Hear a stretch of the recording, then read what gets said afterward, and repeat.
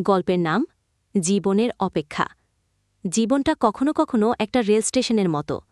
সবাই আসে, কেউ নামে, কেউ চলে যায়, কিন্তু কেউ কেউ সারা জীবন দাঁড়িয়ে থাকে একটা ট্রেনের অপেক্ষায়, যেটা কোনোদিনই আসে না। শায়েম ঠিক এমন একজন। সে সারাদিন কাজ করে, রাত হলে ছাদে উঠে আকাশ দেখে। তার মনে হয় ওখানে কেউ আছে, যে ঠিক তার মতো। অবাক হয়ে ভাবে, এই পৃথিবীর এত দুঃখ কেন? শায়েম কারো সঙ্গে খুব বেশি কথা বলে না। তার মা ছিল, অনেক দিন আগে মারা গেছে। বাবা কি ছিল, তাও সে জানে না। বন্ধুদের সঙ্গে দূরত্ব। সেই বলে, মানুষ কাছে এলে হারিয়ে যায়।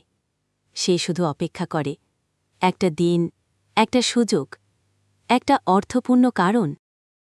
তার একটা খাতা আছে, সাদা পৃষ্ঠাগুলোর এক একটায় লেখা থাকে এক একটা অদ্ভুত কথা। যেমন, আজ হাসলাম, কারণ কেউ কান্না দেখলে চলে যাবে।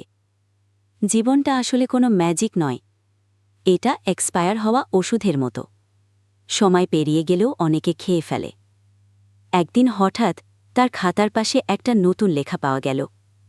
সে লেখায় সে লিখেনি, তুই তো বলতি, আমি এলাম। ওই দিনে ১৭ই অক্টোবর তার জীবনটা পুরো পাল্টে গিয়েছিল। যদিও ওটা কোনো বিশেষ দিন ছিল না।